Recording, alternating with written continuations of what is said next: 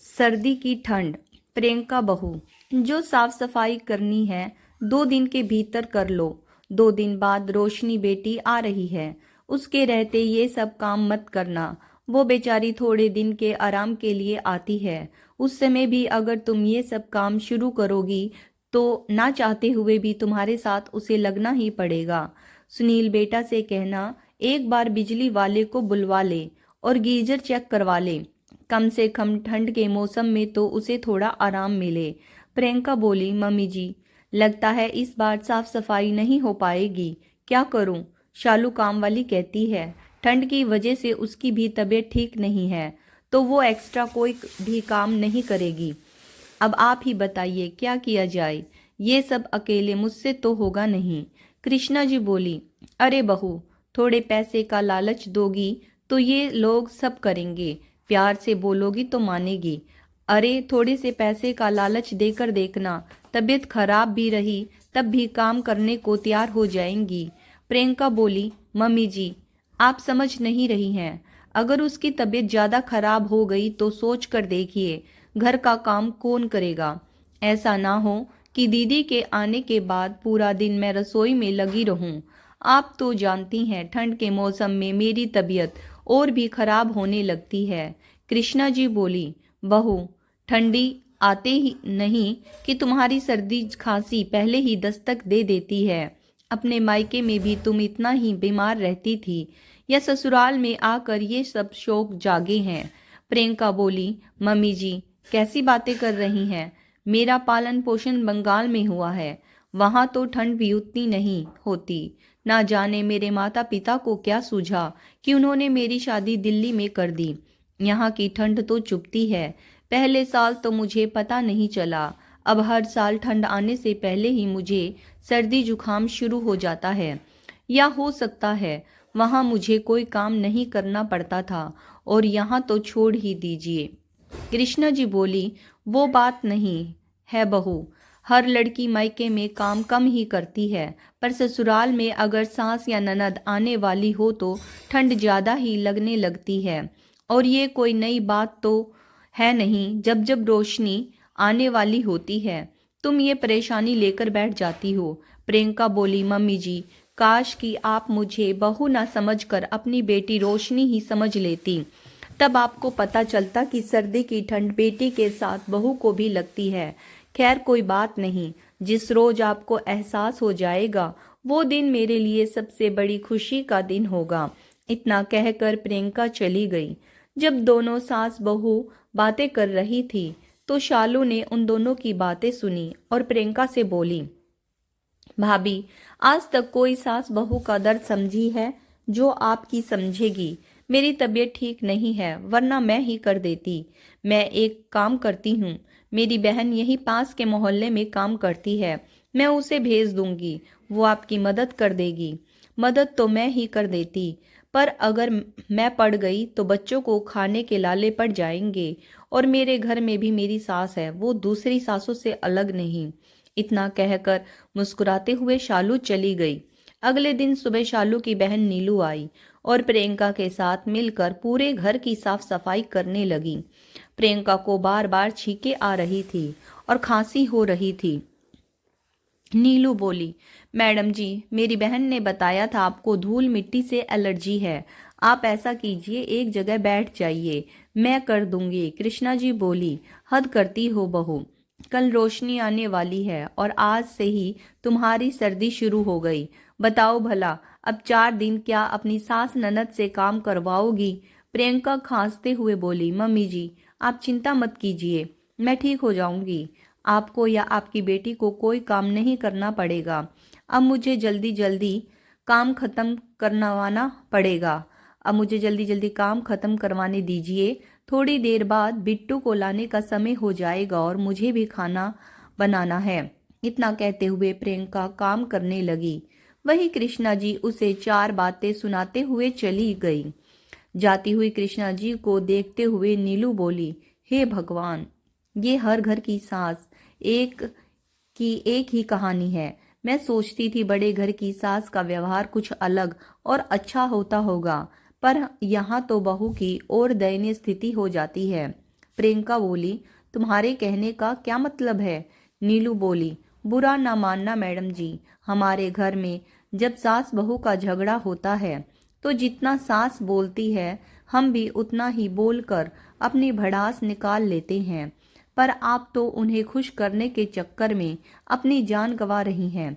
चलिए, मेरा काम तो खत्म हुआ, आगे भगवान आपकी मदद करे। जाती हुई नीलू को प्रियंका ने पैसे दिए और बोली, अपने बच्चों के लिए कुछ लेती जाना और कम पड़े तो जरूर बता देना, मैं पैसे दे दूंगी।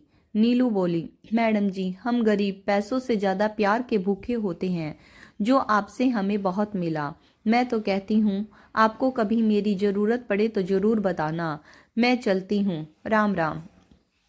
इतना कहकर नीलू चली गई। बहरहाल 2 दिन बाद रोशनी अपने पूरे परिवार के साथ मायके आई। बेचारी प्रियंका कभी भाप लेती तो कभी गर्म पानी पीती। ऐसे कर करके उसने सबके लिए अच्छे खाने की व्यवस्था की।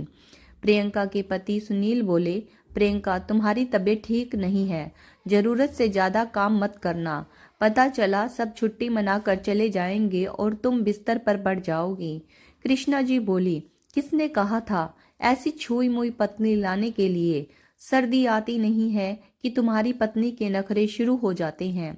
सुनील बोला, माँ, जब आप जानती हैं कि सर्दी में इसकी तबीयत खराब हो जाती है तो क्या जरूरत है दीदी को सर्दी में ही बुलाने की? उनकी सर्दी तो अच्छे से कट जाती है और आपकी बहू के हालात खराब हो जाती है। ये आपको नहीं दिखता। इतना कहकर सुनील चले गए।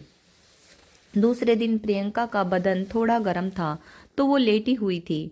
तभी रोशनी आई और बोली, क्या बात है भाभी, मैं आती नहीं हूँ कि आप आराम करने लगती हैं।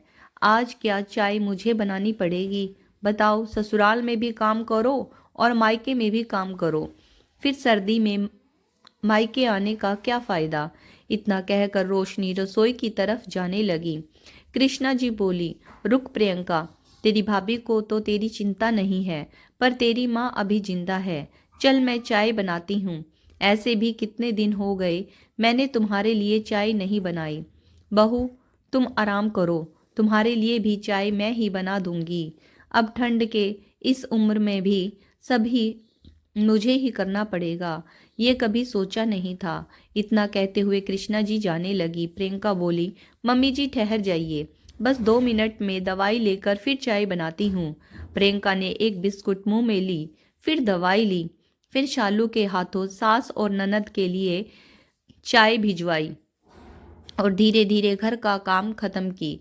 जैसे जैसे 4 दिन बीत गए, समय के साथ साथ प्रियंका की तबीयत भी बिगड़ती जा रही थी और रोशनी वापस अपने घर चली गई।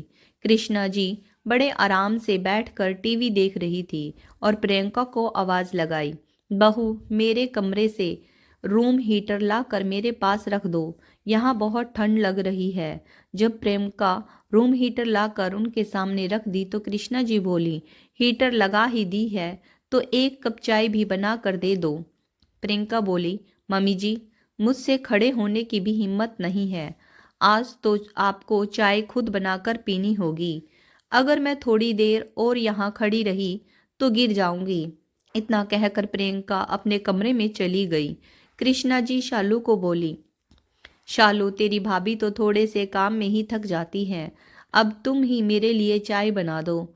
शालू चाय बनाकर कृष्णा जी को दी और बोली, अम्मा जी, भाभी जी की तबीयत सच में ठीक नहीं है, आप भैया को बता दो, ऐसा ना हो कि भाभी जी की तबीयत ज़्यादा खराब हो जाए। कृष्णा जी बोली, अरे कुछ नहीं होता, थोड़ी सी थकान है, आराम करेगी और अपने आप दूर हो जाएगी, तुम अपना काम करो। कृष्णा जी आराम से चाय पीते हुए टीवी देख रही थी। शाम में जब सुनील घर आए तो प्रियंका को देखकर बोले, क्या बात है, आज तुम दरवाजा खोलने भी नहीं आई? जब प्रियंका ने कुछ जवाब नहीं दिया तो सुनील ने देखा प्रियंका ठंड से कांप रही थी। उसे बहुत तेज बुखार था। सुनील ने तुरंत डॉक्टर को फोन किया। डॉक्टर ने घर आकर प्रियंका की जांच की और उसे दवाई देकर 1 हफ्ते के लिए आराम करने को कहा। सुनील कृष्णा जी से बोला, माँ, मैंने आपको कितनी बार कहा था ठंड में प्रियंका की तबीयत खराब हो जाती है, पर आपने मेरी एक ना सुनी। अब लो करो घर का सारा काम। बहू से ज़रूरत से ज़्यादा काम लोगी तो आज ना कल तो उसकी तबीयत खराब होगी ही। और बुलाओ बेटी को। सर्दी के मज़े लेकर वो तो चली गई, अब भुगतो। ना चाहते हुए भी कृष्णा जी को अब घर के काम करने पड़ते। अपनी गलती का एहसास हुआ। एक रोज़ रोशनी का फ़ोन आया, माँ इस बार सर्दी में मज़ा नहीं आया, अगली सर्दी में फिर आऊँगी। कृष्णा जी बोली, ना बेटा ना, अगर तुम्हें अब आना है तो गर्मी में आया करो। अब तुम्हें जितनी ठंड लगती है बहू को भी उतनी ही ठंड लगती है। अब देखो बहू बीमार पड़ गई, घर के सारे काम मुझे करने पड़ते हैं, तो अब तुम सर्दी में ना आकर गर्मी में आया करो। कृष्णा जी ने और बात वहीं टाल दी। वहीं शालू प्रियंका से बोली, देखा भाभी, जब खुद पर बात आई तब सर्दी और गर्मी का पता चला। जाने ये सास क्यों नहीं समझती कि सर्दी की ठंड बेटी के साथ बहू को भी लगती है। चलो अंत भला सब भला। अब आप आराम करो और आप अम्मा जी की चिंता मत करो, मैं उनकी मदद कर दूंगी। आप भी निश्चिंत होकर अपने स्वास्थ्य पर ध्यान दो। तो दोस्तों आज की कहानी कैसी लगी कमेंट्स करके ज़रूर बताना। अगर कहानी पसंद आई है please like share and subscribe my channel stories bye Sunita Saini. Video को यहाँ तक देखने के लिए आप सब लोगों का बहुत बहुत